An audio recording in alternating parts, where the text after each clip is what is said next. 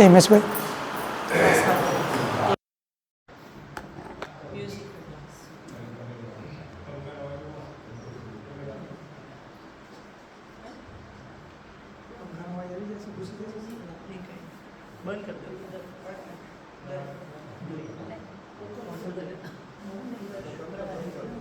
યાત્રાના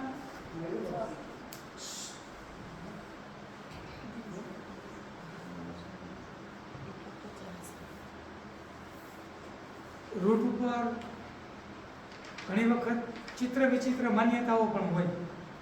એ ઘણી વખત ભૌગોલિક પણ હોય અને ક્યાંક ભાવુક લોકોના ચમત્કારના એક ભાવથી હોય. તો મોટે ભાગે આપણી ભારતની માનસિકતા એને ચમત્કારમાં વધારે હશે. અનુભવ શું થયો એ થયો, અનુભવ કરાવો. લગ્ન માટેની ઉંમર હોય, લગ્નની લાયકાત શું? તો કે ઉંમરથી લગ્ન ન થાય, એની યારે બીજી ઘણી લાયકાત છે. એમ પ્રભુ સાથેનું મિલન, આપણે એને પણ લગ્ન કીધું. ભક્ત અને ભગવાન લગ્ન એટલે એક મિલન. તો એ ખાલી લાયકાતથી કામ નહીં ચાલે, ઉંમરથી નહીં ચાલે, લાયકાત પણ જોશે. તો કેવા પ્રકારની લાયકાત? મને એમ લાગે કે જોતા આવડે ને તો 24 કલાકમાં ચમત્કારો બન્યા જ રાખે છે. એક ક્ષણ એવી નથી કે જેમાં ચમત્કારો નથી બનતા. ખાલી જોતા આવડે. પણ આપણે એટલી બધી ડિમાન્ડ અને અપેક્ષાઓ ઊભી કરતી હતી કે એમાંથી મન સતત અજબમાં અતૃપ્તિ, એને સંતોષ જ નથી.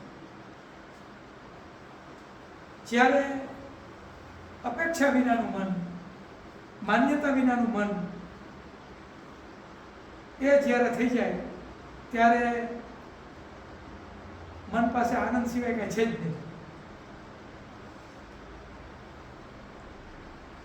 માન્યતાને બરાબર આપણે ઓળખવી પડે. માન્યતા એ જતી રહીએ અને પૂરેપૂરું આમ કહેવાય ને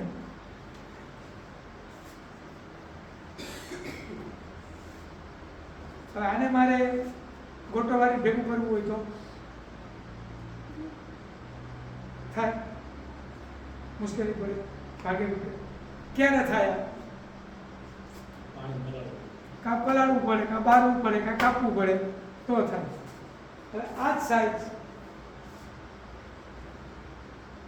આ છે, બરાબર? આમાં કંઈ થાય આને ગોટો વાળવો હોય તો શું કામ? આનું પોતાનું અસ્તિત્વ છે જ નહીં કાંઈ. આ એક ક્ષણમાં ગોટો ભરી ગયો, સરસ મજાનું સંકેલાઈ જાય, ઘડી પડી જાય, નાનું થઈ જાય અને ખીચામાં મૂકાઈ જાય. આપનું નથી એટલે નથી મૂકવું. એવી રીતે આટલું હળવું જો મન થાય આવું, તો આને કોઈ પણ આકાર આપી શકાય.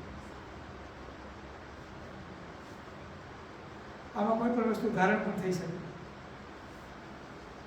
તમે લઈ પણ શકો, બાંધી શકો, આપી શકો, પૂછી શકો. પણ આવું જો મન માન્યતાની, આ મનની માન્યતા અને આમાં અમુક પ્રકારના ઘન પદાર્થો, આ મનને તોડવા માટે અમુક પ્રકારનું પ્રોસેસ તો થવાનું જ છે. એ આપણાથી સહન નહીં થાય. શું કામ? કે આપણે આપણા મનની માનેલી ખોટ, મનનું માનેલું અપમાન એ આપણે સહન નહીં કરી શકીએ. એટલે દરેક ક્ષણ આપના માટે, દરેક ક્ષણ સતત આપણે આગળ દોરે જ છે. માની લો કે કોઈ એક બીજ હોય, એ અંકુરિત થાય, અંકુરિત થયાની સાથે જ કે મારે ફરીથી બીજ થવું છે, તો શું કામ નહીં થાય? કારણ કે એની અનંતની યાત્રા એને કરવી જ પડે. તો અંકુરિત થયું, પાન આવ્યા, ડાળી આવી, ફૂલ આવ્યા, ફળ આવ્યા અને બીજ થયું. એને શું કર્યું? બીજે એને પ્રકૃતિને છોડી દીધું. પાણી, હવા, સૂર્યપ્રકાશ જે મળે એમાંથી ધીમે ધીમે ધીમે એનો આખો વિકાસ થયો.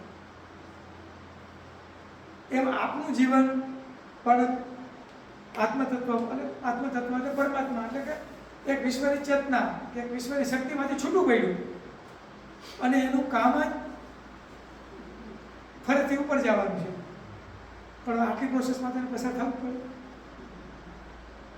તો એ આપણે અત્યારે જેવા છે એ ખોટા નથી. આપણામાં રાગ હોય, દ્વેષ હોય, ગમા હોય, અણગમા હોય, સમાજમાં માન હોય, અપમાન હોય, સુખ હોય, દુઃખ હોય, રોગ હોય, ખોટ હોય, નફો હોય, નુકસાન હોય, ગદરૂપા હોય, રૂપારા હોય, સત્તાધીન હોય, સત્તાવિહોણા હોય, ઓફિસર હોય, પટાવાળા હોય, દેશી હોય, વિદેશી હોય, સ્ત્રી હોય, પુરુષ હોય, માલિક હોય, નોકર હોય, કોઈ પણ પ્રકારના હોય, એ જ્યાં છે ત્યાં ખોટું નથી. ફક્ત ને ફક્ત જ્યાં છે ત્યાં આપણે સ્થિર થવાનું. તો સ્થિરતા શેના માટેની? તો કે રાગ, દ્વેષ, ગમા, અણગમા, ઈચ્છા, માન્યતાઓ, જેટલા રાગ દ્વેષ નડે છે એટલી જ માન્યતાઓ. માન્યતાઓને ઠેસ પહોંચે એટલે નહીં અનુકૂળ આવે. બીજું, અત્યાર સુધી આપણે જીવ્યા એમાં આપણે મહેનત કેટલી કરી હતી? એમાં એવું કાંઈ થયું? આમાં કોઈ પ્રયત્ન કર્યો હોય અને સફળ થયા હોય એવા કોઈ ખરા? તું સફળ થઈ ગયો શેમાં? પ્રયત્ન નથી કરતો તોય સફળ.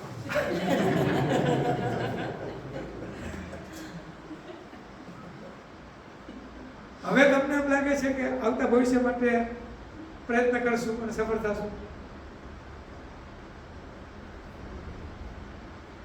આપના માટે ગઈકાલ હતી, આજ છે અને આવતીકાલ છે. ફક્ત ને ફક્ત આજમાંથી આવતીકાલ માટે પ્રવાહિત થાય. આમ કૂદકો નહીં માની, ભૂસકો નહીં માની, પ્રવાહિત થાય. પણ એમાં માન્યતા, આપણી ઈચ્છાઓ એટલું બધું ભળી ગયું છે કે આપણે પ્રવાહિત થઈ શકતા નથી. એટલે કોઈ પણ યાત્રામાં પહેલા પ્રવાહિત થવું પડે. એના માટે મન તૈયાર કરવું પડે. માની લો કે કોઈ સામાન્ય હું કહું કે કોઈ યુવક અને યુવતી ઉંમરલાયક છે પણ એને ઉપાડી બેસો કે તમારે લગ્ન કરી નાખવા, તો બે તૈયાર થશે નહીં થાય. શું કામ? એની તૈયારી જ નથી. અને માની લો તૈયારી છે તો એને જે એની પોતાની પસંદગી નાપસંદગી એ તો અનુભવવાનું જ છે. હવે પસંદગી કરીને લગ્ન બધા નથી, પસંદગી વગર થયા કેમ નથી પણ કયું પહેલાં જેને જેને લગ્ન કર્યા એ લોકોની પસંદગીથી થયા કેમ નથી થયા? અને પસંદગીમાં સફળ થયા.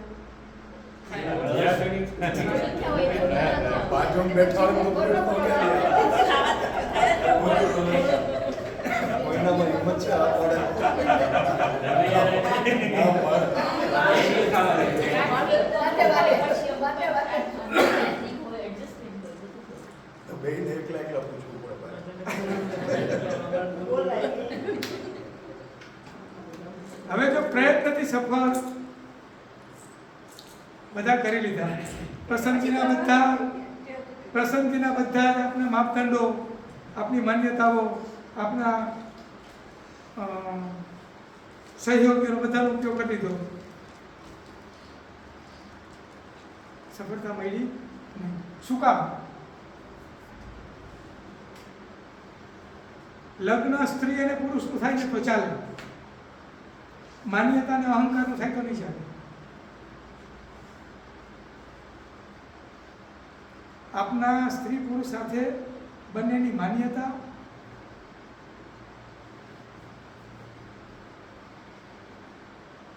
બંનેની ઈચ્છાઓ, બંનેના રાગદ્વેષ, એ લગ્ન જીવનનો થાક લાગે. બાકી થાક લાગે જ નહીં. લગ્ન જીવનની વ્યાખ્યા સમજવામાં આવે, રાગદ્વેષ મનમાંથી હટી જાય તો આનંદ જ છે. પણ એકબીજાના દોષાપો પણ નથી, નમ્ર નથી. જેને પૂર્ણ પ્રેમ કરી લીધો હોય ને, જેને પૂર્ણ પ્રેમ જીવતા, એકબીજાનો પૂર્ણ ઓગળી ગયા હોય ને, એ પછી છૂટા પડે ને તો એનું દુઃખ નથી હોતું.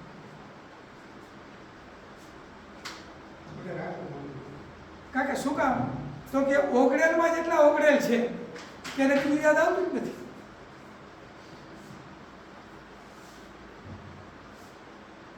એટલે લગ્ન જીવનમાં ઓગળવું બહુ જરૂરી છે. એકબીજાને સમજવાનો નહીં. અમારા ફરિયાદ હંમેશા આવે, અમને સમજતા નથી. અમે કેટલા પ્રયત્ન કરીએ, સમજે નહીં અમને. તમે ઓગળ્યા, અમારે ત્યાં તો કહેવાય ઓગળવાની વાત છે. કેમ હજી બેન ન પહોંચ્યા કે રસ્તામાં રહી ગયા? હે,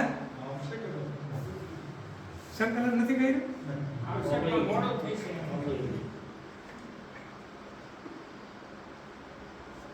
કોઈ પણ ક્ષેત્ર હોય,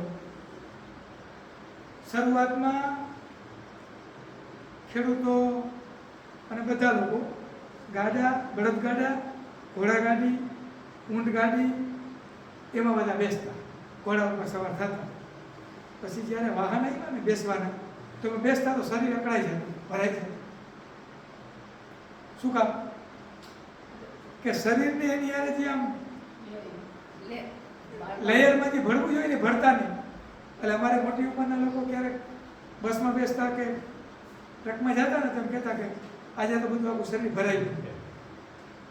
એ લોકોને ઘોડામાં વાંધો નહોતો આવતો. શું કામ? તો કે પ્રેક્ટિસ પડી ગઈ. એટલે એની હારે જોડાઈ જાવ. પાછા લગ્ન કર્યા પછીના પ્રશ્ન, લગ્ન નથી થયા એ લોકોને અમારે પ્રશ્ન, તેથી આપણે પ્રશ્ન. હાલો માની લો કે આપણે લગ્નમાં મુશ્કેલી પડી, પ્રશ્નો આવ્યા, તો લગ્ન પછીના પ્રશ્ન. તો પ્રશ્ન વગરનું જીવન કઈ રીતે જીવવું એ શીખી લેવું પડશે. એ શીખાઈ જાય તો આનંદ જ છે. અમારે ઓછા હોય તો એ તમે અમને પૂછ્યું કોઈ દી રીતે કે તમારી યાદી કરો. એટલા બધા બોજ વગરના પ્રશ્નો કરાવો. તમે અમારું નક્કી કરી લીધું, અમે તો એમાં પછી હવે સ્વીકારી લીધું કે અમારા આજ દિવસો કાઢવાના. અમે તમને પૂછીએ, તમારે અમને તો પૂછવું જાય ને. તમે પણ સ્વીકારી લો એટલે તમારા પ્રશ્નો પૂરા થઈ જાય, અમારે સ્વીકારવાથી પૂરા ન થાય. સ્વીકારવાથી વધી જાય.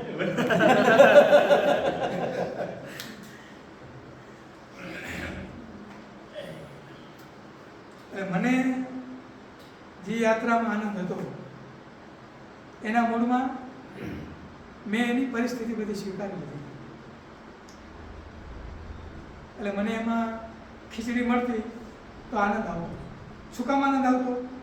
કે કકડીને ભૂખ લાગી દીધી, કોઈ પણ વસ્તુ આવે તો ચાલે.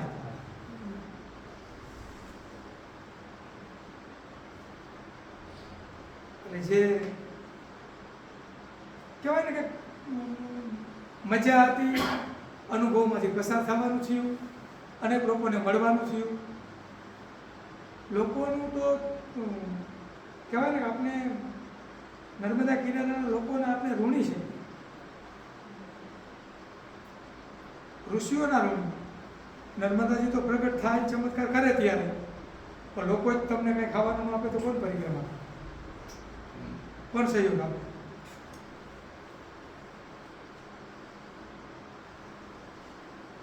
કોઈ પણ જગ્યાએ જાય, તીર્થસ્થાનોમાં જાય, સંબંધોમાં જાય, વ્યવસાયમાં જાય, પથારીમાં સૂવા જાય, ખાવા જાય, બધામાં અપેક્ષા, જીવનનો આનંદ લેવો હોય, જીવનમાં મોજ માણવી હોય તો અપેક્ષાઓ છે. અને જેટલા લોકો જે ક્ષેત્રમાં છે એ બધાની દુઃખ અને અસંતોષના મૂળમાં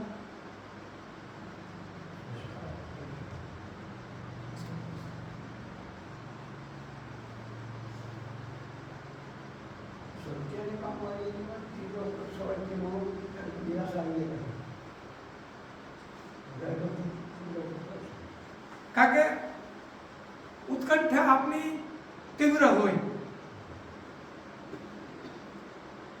ઉત્કંઠા તીવ્ર હોય, માન્યતાથી ભરેલી હોય તો ઉત્કંઠાનો એક દ્વાર બંધ થઈ જાય. એટલે મકરંદભાઈ મેં કીધેલું કે તમે મહાદ્વાર સુધી પહોંચી શકો, ખોલી ન શકો, એના માટેની કૃપા છે. પ્રતીક્ષા કરવી, આજે પ્રતીક્ષા છે એ જ આપણી શ્રદ્ધા. અને મનથી કેટલા આપણે સંઘર્ષો કરશું સત્યને પામવાના, વાંચેલું, સાંભળેલું, જોયેલું, અનુભવેલું, પૂર્વના સંસ્કારોનું અનેક પ્રકારનું આપણું ભેગું થાય. અંતે તો એમાંથી જ ને. અને કોને પહોંચશે? એનો સંચાલક કોણ હશે? તો મન હશે. સત્યને પામવા માટે મનની આવશ્યકતા નથી, મનની જરૂર નથી. મનનું વિસર્જન, અગર તો મનના તમામ આવરણો હટી જવા એ જ સત્ય. કલ્પના, આપણે બધા અત્યારે કલ્પનાના ઈશ્વરને, કલ્પનાના અધ્યાત્મને પામવા માટે નીકળ્યા છે. એમાંનો હું એક તમારો આગેવાન.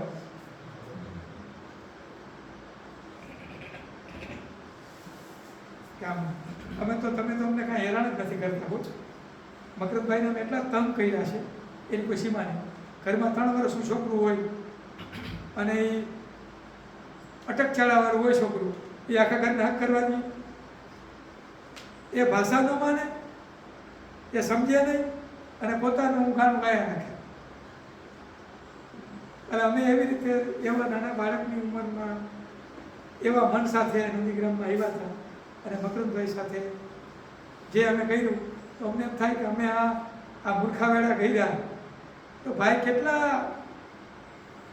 વિશાળ મનના, હૃદયના, કે અમને એને સાચવી લીધા. ક્યારેય આમ કહેવાય ને ઉણપ ન આવવા દીધું.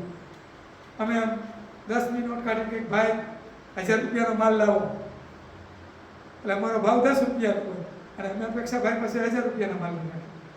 ભાઈ પાસે કાંઈ વાંધો નહીં. ધીમે ધીમે ધીમે સમજાવે, વાત કરે, ન ખબર પડે તો પુસ્તક બચાવે, આ કરો, આ કરો. પણ એટલું નક્કી કે ભાઈમાં એટલી શ્રદ્ધા કે ત્યારથી અત્યાર સુધીમાં એક વિચાર પણ ન આવે. સીધો પ્રશ્ન ઊભો થયો એટલે સીધા સામે ભાઈ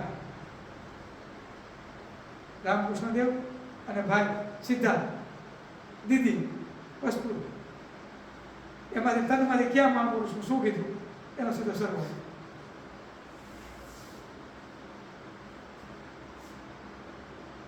એટલું શ્રદ્ધાથી, વિશ્વાસથી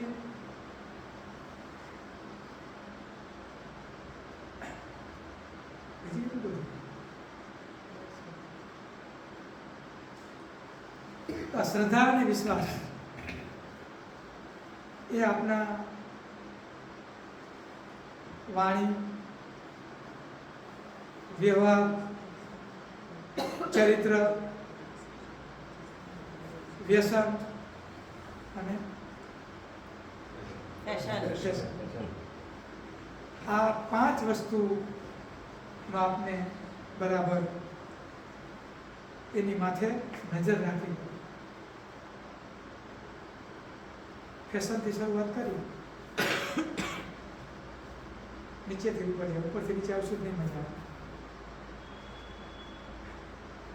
ફેશન હંમેશા કોના માટે? બીજા માટે. બીજાને સારું લાગે તે તો એવું બતાવવા. ના ના એવું અને શોખ પણ હોય ઘણીવાર. કોઈને શોખ પણ હોય. માની લો કે આપણે માની લો કે આપણે એ વ્યક્તિને એકાંતમાં જંગલમાં મોકલી દઈ તો વધારે નવા નવા કપડાં પહેરીને થોડું કામ નહીં.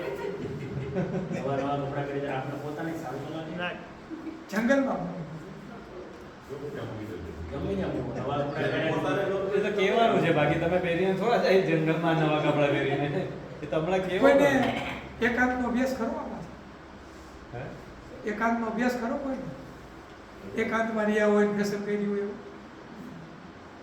એક કામ કરજો, સમય મળે ને 5 દિવસનો પ્રયોગ કરજો.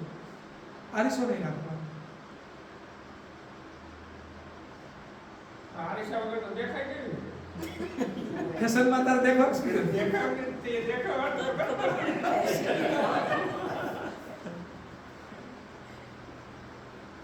એકલા એકલા આરીસો તો જોઈએ, નકર તો ન હાલે. હવે બાપા અત્યારે ઘરમાં આરીસો ન હોય ને તો અનેક પ્રકારના પ્રશ્નો ઊભા થાય. હવે તો દરેક રૂમમાં કે રાખતા જાઓ નકર નહીં હાલે.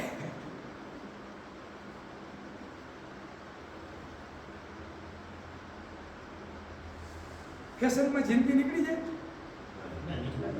નહીં. એટલે આમ દરરોજ ફેશનમાં તૈયાર થવાનું ને એવું કાંઈ બી નાનકડા ત્યારથી આમ બીજાને સારું લાગે ને એના માટે એને થાક લાગે છે. થાક લાગે ખરાબ હોય.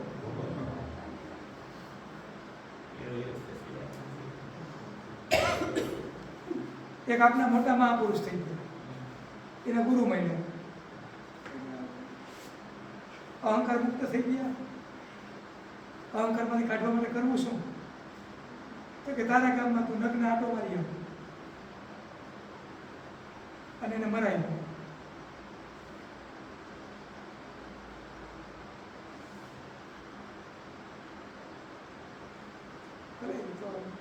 અલગ વસ્તુ હતી, એ સમય અલગ હતું. આપણે ત્યાં સુધી નથી જવું,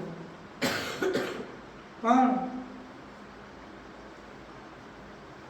બીજાને આપણી ફેશનથી કેવું લાગશે, બીજાને આપણે આકર્ષી શકીએ કે બીજાને સારું લાગવા માટે કરીએ તો ક્યારેય આપણા મનને પૂછ્યું કે અંતકરણને જેવું લાગે એવું જીવાનું?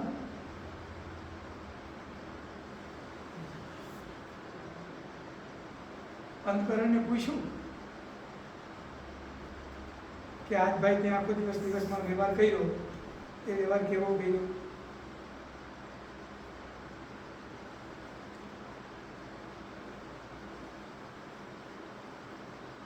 એ જાગૃતિ કાયમ માટે રાખવી જોઈએ. કરતા પહેલા જાગૃતિ આવી જાય એ તો રાત્રે વિચારવાનું નહીં આવે. ધીમે ધીમે આખી એક સાયકલ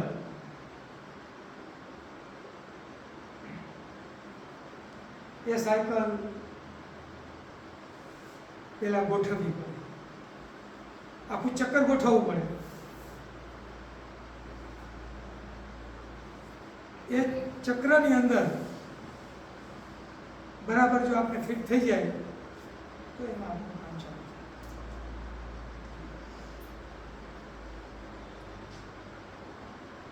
હંમેશા બીજાને કેવું લાગે એ ફેશન નહીં.